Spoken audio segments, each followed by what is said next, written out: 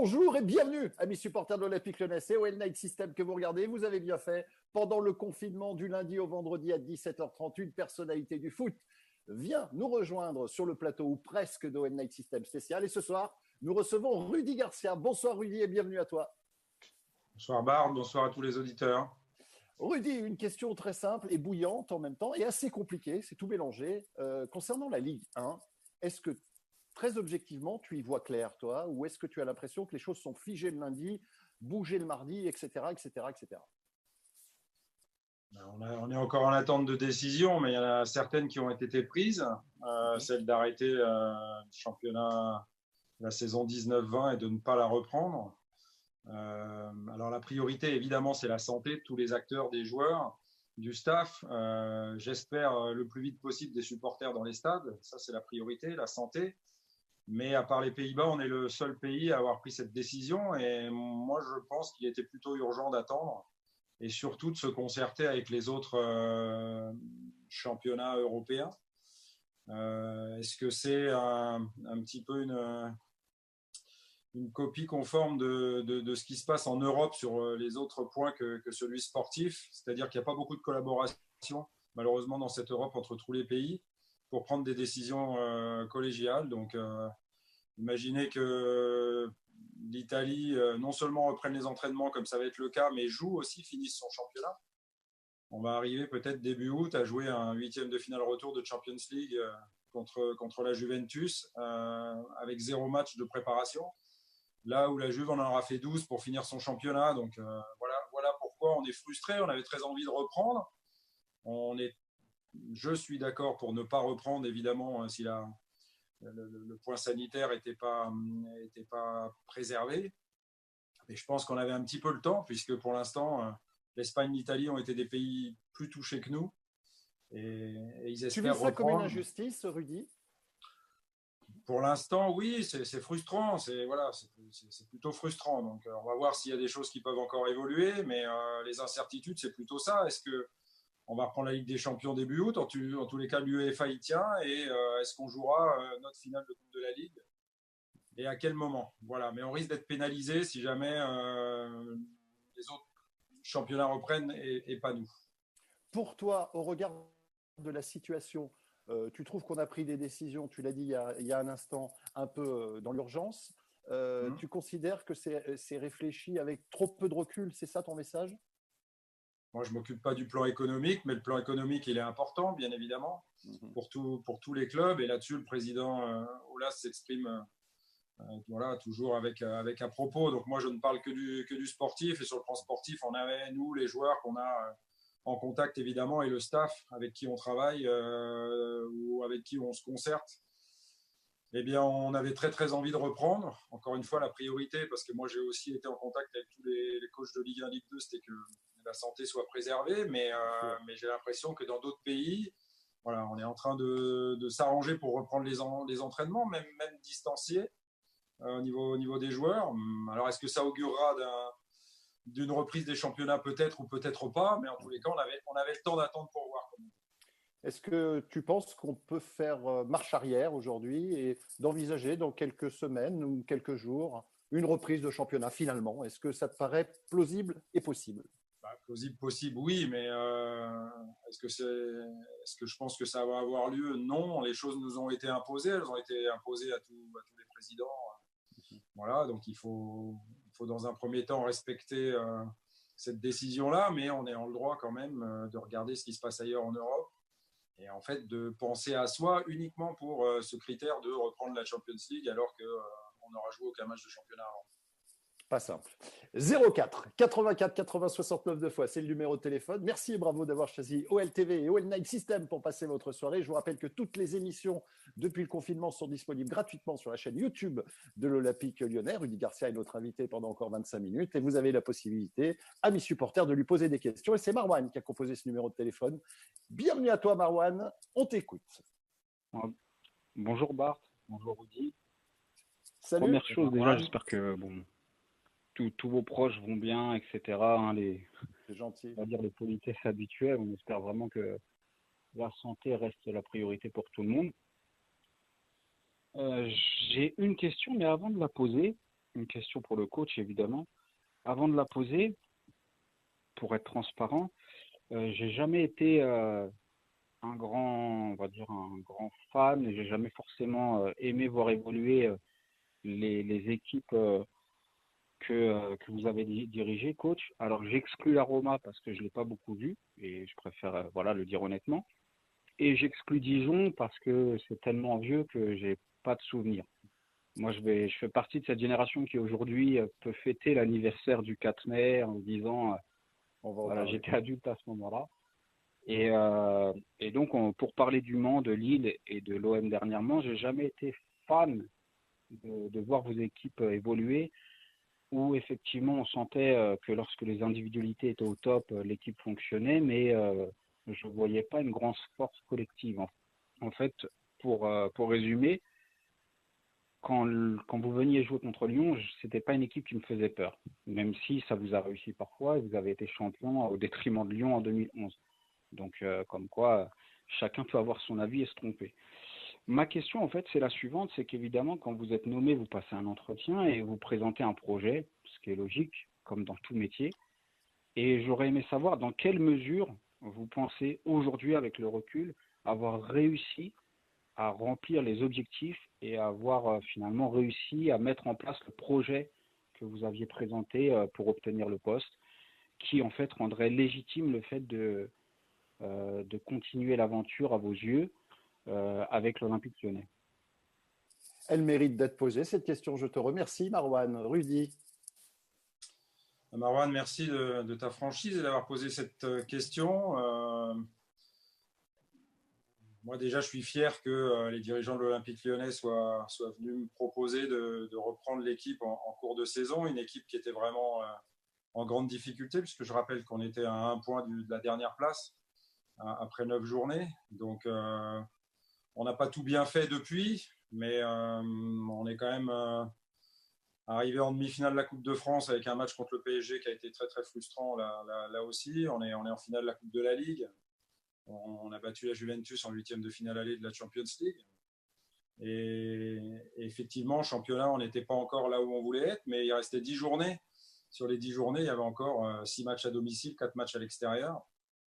Et donc, on espérait bien évidemment être européen. Sur ce qui a fait que les dirigeants de l'OL m'aient choisi, j'en sais rien. Ce qui est sûr, c'est que j'avais regardé le début du championnat, j'avais regardé quelques matchs de l'Olympique Lyonnais.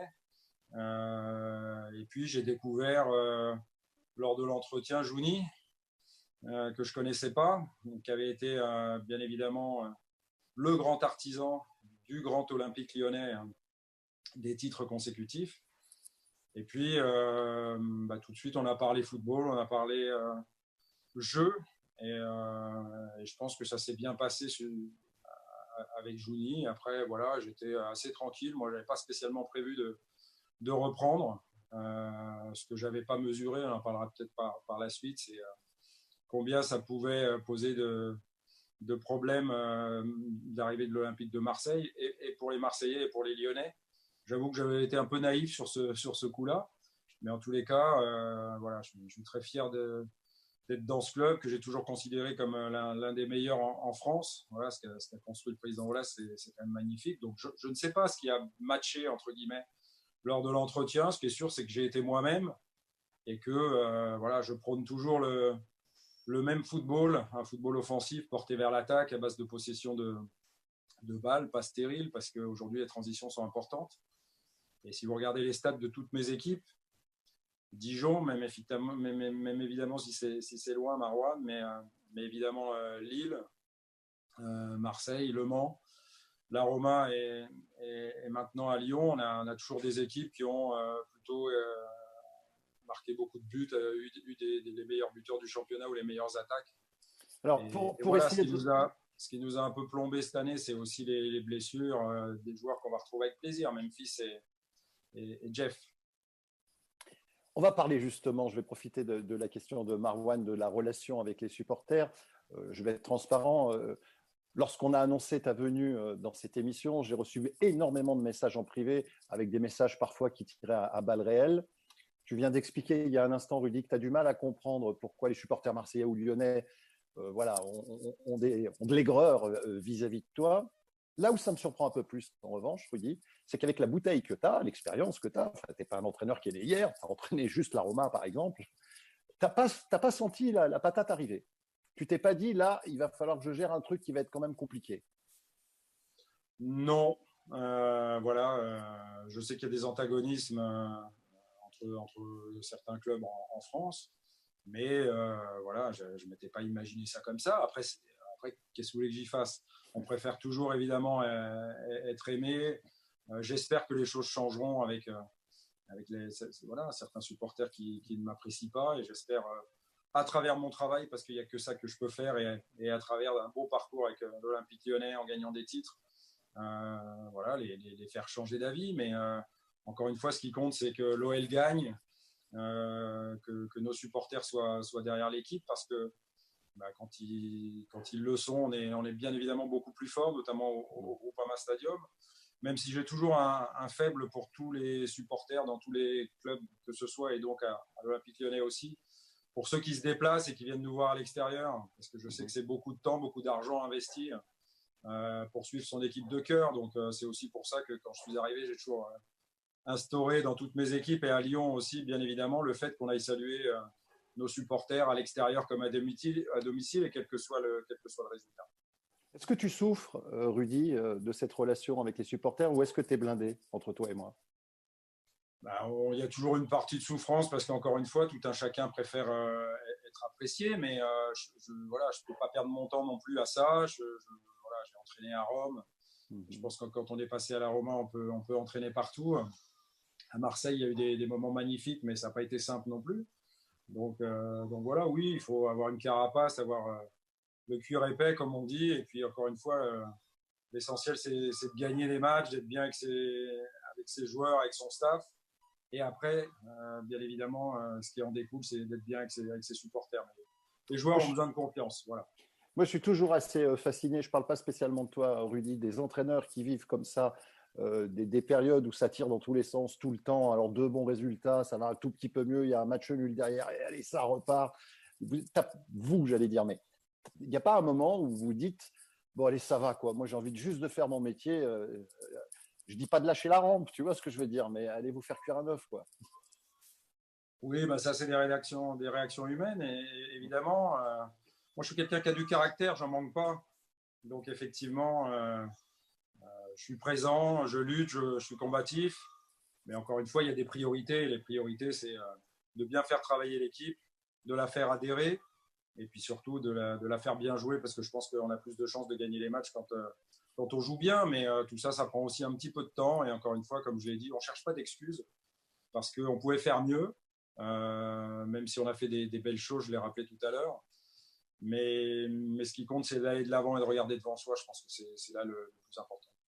Qu'est-ce qui te frustre? Qu'est-ce qui te manque dans cette équipe? Parce que tu le disais il y a un instant, quand on est 6 ou 7e selon où on arrête le championnat, c'est pas l'Olympique Lyonnais, c'est pas assez, il faut faire plus. Où sont tes inquiétudes et aussi tes frustrations? Qu'est-ce qui manque? Il manque de ne pas avoir perdu des joueurs majeurs, et notamment Memphis Depay, ça c'est sûr. Quand vous avez un top player comme celui-là, quand vous le perdez, c'est compliqué. Voilà, il manque de continuer à construire l'équipe. Je pense que déjà au mercato hivernal, on avait corrigé le tir, comme on dit, avec l'arrivée de Bruno Guimaraes, celle de Karl, Toko Ekambi. Et puis, même si on n'a pas pu prendre un défenseur central, il y a des lignes dans l'équipe où il va falloir améliorer les choses. Alors, je ne sais pas comment ça va se passer, franchement, à l'intersaison, parce qu'économiquement, les clubs sont tous en difficulté maintenant. En tous les cas, c'est un sacré manque à gagner, ce qui se passe. Et donc, le mercato peut être un mercato particulier. Et ça puis, t'inquiète? Ça t'inquiète? non, ça m'inquiète pas. On a un bon groupe, on a une bonne équipe. Les jeunes arrivent, ont poussé, on l'a démontré aussi depuis que je suis arrivé. Et donc, on a un groupe pour bien répondre à la saison prochaine. Le président a répondu aussi sur le fait qu'on essaierait de lever l'arrivée de Karl, Toko Ekambi. Et avec le groupe qu'on a, on fera une belle saison la saison prochaine, même si on ne peut rien faire au mercato d'été. Encore une fois, parce qu'on a anticipé qu'au mercato d'hiver, on a déjà bien travaillé. Toko donc fait partie des priorités. Tu aimerais le garder en 2 mots, c'est ça, hein, si c'est possible. Oui, au club, on est tous d'accord sur le fait que si Karl peut rester, c'est une bonne idée.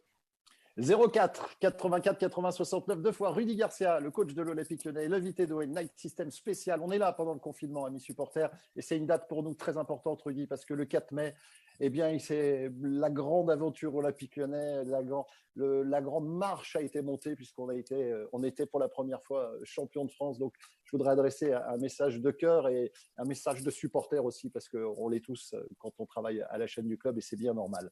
On va accueillir. Je t'en prie, Rudy. Non, le 4 mai, c'est une grande date. Voilà, c'est l'anniversaire aussi de naissance de mon père, qui aurait eu 83 ans. Voilà, il est parti il y a une douzaine d'années, mais qui aurait eu 83 ans aujourd'hui.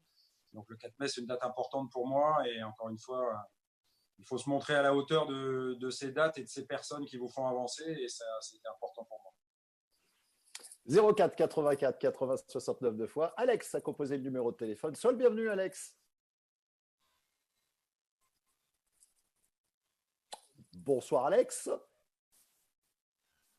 C'est pas Alex, c'est qui? Alors, si c'est un autre, allez-y, envoyez-moi les gars. Hein. C'est pas grave, on va se débrouiller. C'est de la télévision, on a l'habitude. Hein. T'inquiète pas. Hein. Alors, c'est qui? Il n'y a personne pour l'instant? Bon, eh ben, on va continuer. Oui, qui est là? On va retrouver Alex. C'est Jordan. Eh ben, Jordan. Sois le bienvenu, Jordan. On t'écoute, camarade. Salut Bart, bonjour Rudy, et puis salut à tous les gones. Salut Jordan. Alors, je vais pas vous mentir, Monsieur Garcia, j'ai une belle question pour vous. Beaucoup de supporters se posent cette question, et moi le premier. J'aimerais savoir quels sont concrètement vos principes de jeu, car nous sommes beaucoup à ne pas vraiment les distinguer. Et quand je vous parle de principes de jeu, je veux parler par exemple de pressing haut, de contre-pressing, système de jeu, un système de possession, de contre-attaque. Enfin voilà globalement ma question. Tu l'as un peu évoqué, hein, Rudy, ta philosophie, comment tu vois le jeu, mais si tu pouvais être pour le coup un peu plus précis pour notre camarade Jordan. Oui, bonjour Jordan, mais il faudrait des heures à OL Night System pour parler de jeu, et évidemment là où c'est le plus plaisant, c'est de parler de terrain, c'est de parler de football. Comme je l'ai décrit tout à l'heure, hein, j'aime que mes équipes attaquent, qu'elles aient le ballon, qu'elles préparent leurs actions et effectivement qu'elles puissent se procurer beaucoup d'occasions de but. Je pense qu'il y a des stats qui montrent si une équipe est performante sur le plan offensif. Déjà, est-ce qu'elle tire beaucoup au but, mais est-ce qu'elle cadre beaucoup ses tirs aussi? Est-ce qu'elle obtient beaucoup de corners? Est-ce qu'elle centre beaucoup? Tout ça, ce sont des paramètres qui montrent si ton équipe est capable d'arriver dans les 30 derniers mètres adverses, dans la zone de finition, dans la zone décisive. Et ça, toutes mes équipes l'ont toujours eu. Et même si ça ne s'est pas toujours vu, je le reconnais sur les matchs depuis que je suis arrivé. Les stats, on les tient à jour et on voit bien que cette équipe, petit à petit, encore plus avec l'arrivée de Bruno Guimaraes, le retour de Léo Dubois, on a pu avoir une emprise sur le jeu qui était beaucoup plus importante. Après, tout dépend de l'effectif à ta disposition et du temps que tu as pour travailler. Mais effectivement, la notion de pressing est une notion importante, la notion notamment de pressing haut et de récupération rapide du ballon à la perte. Mais encore faut-il avoir les joueurs pour faire ça et puis bâtir tranquillement un projet de jeu. Donc voilà, ça prend du temps. Moi, je suis très ambitieux pour l'Olympique Lyonnais, évidemment. J'ai trouvé un club qui est très ambitieux, qui a envie de gagner des titres, et ça fait trop longtemps que l'OL n'a pas gagné de titres. Donc on va travailler pour ça, et évidemment pour retrouver la Coupe d'Europe et la Ligue des Champions, parce qu'on y prend trop de plaisir, et notamment sur ce match aller contre la Juventus en 8e de finale, où le Groupama Stadium a été magnifique. Et moi, c'est des matchs comme celui-là que je veux vivre à l'OL. Justement, on va rebondir sur ce que vient de dire Jordan et sur le mercato dont on a parlé il y a un instant, en parlant de Champions League, en imaginant donc que Lyon ne fasse ni d'Europa League, ni de Champions League, etc. Tu dis que le mercato, par définition, et vu la situation, serait peut-être un peu, on va dire, tranquille cet été. Mais les joueurs comme toi ont envie de jouer des belles compétitions. Est-ce que ce n'est pas une porte ouverte un peu plus grande pour le coup pour des joueurs qui auraient cette ambition absolument de vouloir jouer la Ligue des Champions l'année prochaine. Et là, pour les retenir, quand les joueurs veulent partir, c'est compliqué. Il y a des contrats et les contrats sont faits pour être respectés. Ça sera peut-être. Ouais, tu sais comment ça se passe, Rudy. Oui, mais encore une fois, je pense que les joueurs sont bien à Lyon. Ils savent dans quel club ils sont, avec quelles ambitions le club travaille. Donc, je n'ai pas spécialement d'interrogation là-dessus. Ce qui m'interroge plus, effectivement, c'est que si jamais on ne joue pas de Coupe d'Europe la saison prochaine, c'est plus compliqué pour attirer des joueurs. Voilà, pour apporter un plus à l'équipe. C'est plus dans ce sens-là que je vois les choses.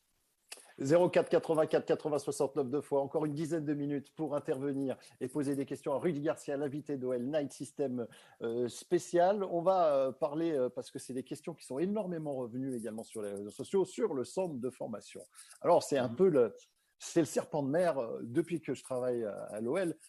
J'ai le sentiment on a reproché à quasiment tous les entraîneurs de ne pas assez taper dans le centre de formation. À juste titre peut-être d'ailleurs, j'en sais rien. Est-ce que toi, tu as le sentiment parfois d'avoir été un peu frileux parce que justement, un Cacré ou un autre, j'ai cité Cacré pour citer Cacré, voilà, au regard de sa jeunesse, de son manque d'expérience, on n'a peut-être pas le courage aussi de le mettre sur le terrain. Je parle de courage, mais c'est sans doute autre chose. Alors déjà, un petit hommage à Florent Balmont, voilà, qui fait partie de la formation de l'Olympique Lyonnais, avec qui j'ai fait le doublé champion de France, Coupe de France en 2011 avec Lille, qui était un excellent joueur et qui a montré combien la formation à la Lyonnaise était une formation de qualité. Après, je pense tu parlais de mentalité aussi. Hein. Quelle mentalité? Oui, bien sûr. À la guerre. Fantastique joueur et fantastique combattant. Ouais. Non, mais je pense que j'ai plus à prouver que partout où je suis passé, j'ai fait jouer des jeunes. Je veux dire, je parle même pas d'Eden Hazard, mais les Lucas Digne, les Idrissa Gueye à Lille, les Maxime Lopez, les Boubacar Camara à Marseille, les Lorenzo Pellegrini qui est international A, par exemple à la Roma, et puis Ryan Cherki et Maxence Cacré ont fait leur début à l'Olympique Lyonnais. Donc voilà, là-dessus, j'ai plus rien à prouver, plus rien à répondre. Si ce n'est que voilà, c'est simplement au mérite quand il y a des jeunes de qualité que je découvre ou que je fais monter dans le groupe pro, parce que quand je suis arrivé à Lyon, Maxence y était, mais pas Ryan, par exemple, dans le groupe pro. Pierre Kaloulou n'était pas dans le groupe pro. Voilà, donc il faut aussi regarder au centre de formation les joueurs qui sont des joueurs de prospective, qui sont des joueurs qui pourraient avoir la qualité déjà pour débuter avec l'équipe professionnelle, et ensuite, s'ils en ont le niveau, bien évidemment les lancer. Je veux dire, j'ai pas malheureusement attendu que Memphis Depay et Jeff Adelaide se blessent pour miser sur Ryan Cherki, même s'il avait 16 ans. Donc voilà. Après, le grand danger, et c'est pour ça aussi que je mets toujours un bémol par rapport à l'enthousiasme de ceux qui aiment évidemment les jeunes et la formation, et moi je suis le premier à aimer la formation et les jeunes, mais aussi les médias. Je ne veux pas qu'on encense trop vite ces joueurs-là, parce que le danger aujourd'hui, quand on a un trop beau contrat et une gloire trop rapide, c'est de ne pas travailler suffisamment pour exploiter tout son potentiel et faire la carrière qu'on pourrait faire si on ne s'était pas endormi à cause des gens qui vous susurrent à l'oreille que vous êtes déjà le meilleur, alors que vous avez fait qu'un match ou deux en équipe professionnelle. Voilà, comment on le gère, ça? Parce que c'est un discours qui est... Voilà, ça tient ce que tu dis, mais comment le gérer concrètement dans les faits? Les jeunes joueurs aujourd'hui sont, je pense, plus matures que ce qu'on pouvait l'être nous à notre époque. Je pense qu'ils ont bien compris tous les enjeux aujourd'hui du football professionnel.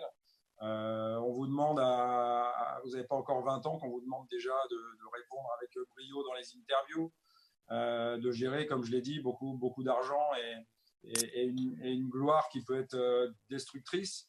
Donc il faut être transparent avec ces jeunes-là. Il faut, notamment comme j'ai pu le faire partout où je suis passé, avec les joueurs qui ont du talent, il faut être encore plus exigeant qu'avec les autres.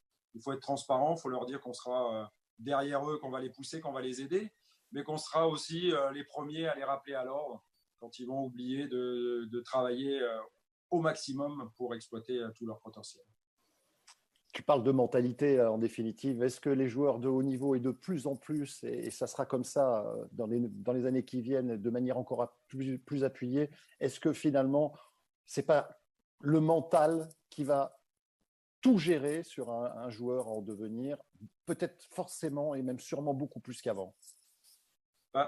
C'est clair qu'il y a des joueurs qui sont moins doués que d'autres au départ, mais qui réussissent à faire une belle carrière professionnelle parce qu'ils sont costauds mentalement, ils lâchent rien, ils travaillent, ils exploitent le maximum de leur potentiel. Là où d'autres sont super doués, mais n'ont pas effectivement une force mentale qui leur permet d'exploiter, comme je l'ai dit, et de faire la carrière qu'ils pourraient faire. Des joueurs talentueux chez les jeunes, il y en a plein. Ceux qui réussissent, il y a très très peu d'élus. Et je pense qu'effectivement, le caractère mental de ceux qui réussissent est souvent déterminant. Est-ce que tu arrives à voir très rapidement un joueur qui a un gros mental, ou est-ce qu'il y a des joueurs qui te bluffent parce que sur 6 mois, 1 an, tu les vois changer? Ou est-ce que globalement, ils l'ont ou ils ne l'ont pas? Non, franchement, il y a tout. Je pense qu'il y a des joueurs aussi qui arrivent un peu plus à maturité plus tardivement. Et puis, il y a des jeunes qui sont sûrs d'eux tout de suite. Voilà, Eden Hazard était quelqu'un sur qui la pression avait très peu de prise, qui savait ce qu'il voulait faire et où il voulait aller. Donc, je vais me méfier un peu de ce que je vais dire là dans quelques secondes, parce que ça pourrait être vas-y. repris et mal exploité. Mais Ryan, par exemple, Cherki a de ça. Il sait ce qu'il veut faire, il sait où il veut aller. Et le but pour un coach, c'est de l'accompagner et encore une fois, de ne pas tomber dans le panneau de tous ceux qui lui brossent le poil dans le bon sens, comme on dit, mais au contraire, de le pousser à travailler fort et à exploiter tout son potentiel. Il y a encore beaucoup de temps pour Ryan. C'est pas moi qui vais dire qu'il a pas de talent parce que je l'ai vu tout de suite et je le savais même avant d'arriver ici. Voilà, mais il ira lui comme Maxence, comme les autres, comme Pierre, que j'espère. Pierre restera chez nous et continuera avec nous. C'est en bonne voie pour Pierre Kalolou? Je ne sais pas. J'espère que son amour de l'OL va l'emporter et qu'il va rester avec nous. En tous les cas, on a tous très envie, le staff et les dirigeants, qui continuent avec nous. Il a un gros potentiel. On a envie de le développer avec lui. Il reste 2-3 minutes d'émission. Juste rapidement, ta relation avec Juni au quotidien, comment ça se passe? Tu prépares un 11 de départ, tu lui en fais part, il donne son avis, c'est ton truc, il ne rentre pas là-dedans. Quelle est votre relation concernant, j'allais dire, l'équipe, le quotidien de l'équipe? Bon, on échange surtout avec Juni. Je pense qu'effectivement, déjà, ça a été un formidable joueur, mais ce n'est pas trop ce qui nous intéresse pour l'instant. C'est que ça sera un formidable dirigeant, un formidable directeur sportif notamment. Après, il apprend son métier. Je pense qu'on se complète bien. Il a l'enthousiasme de ses débuts. Et moi, j'ai un peu plus d'expérience. Donc, des fois, j'arrive à le canaliser. Mais on parle de tout. On parle de recrutement, on parle de l'équipe, on parle des joueurs, on parle de l'avenir. Moi, je ne vous cache pas que j'ai aussi très envie de réussir parce que j'ai envie qu'ils réussissent. Et je pense que la meilleure décision du président Aulas, ça a été de nommer Juni. Parce que Juni, c'est l'Olympique Lyonnais.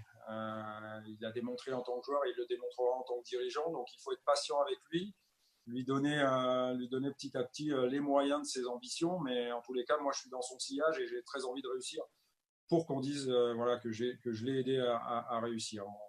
On verra comment ça va se passer. Allez, on va terminer cette émission avec une petite interview confinement. 2 ou 3 questions comme ça en ping-pong. Tu essayes de me répondre le plus sincèrement possible si tu veux bien, Rudy. Ouais. Qu'as-tu appris sur toi depuis le confinement, Rudy? J'espère être quelqu'un de meilleur à la fin du confinement, mais j'espère surtout qu'on sera tous meilleurs et qu'on verra les choses peut-être un petit peu différemment. La course au temps, la course à l'économie. J'espère qu'on va revenir aussi à des valeurs importantes. Nos vrais héros sont les soignants aujourd'hui, les infirmières, les infirmiers, les aides-soignants, les médecins. Et on les a envoyés à la guerre sans armes. Donc, sans masque, sans blouse, sans moyens. Ils ont manqué de médicaments en réanimation. Donc, il faut absolument qu'on reprenne ici en France et dans tous les pays européens la possibilité de fabriquer chez nous et de se préparer parce qu'il y en aura d'autres, des épidémies comme ça. Que vois-tu de ta fenêtre depuis le confinement? Je vois la nature et là aussi un rapport à la nature où c'est vraiment très très intéressant.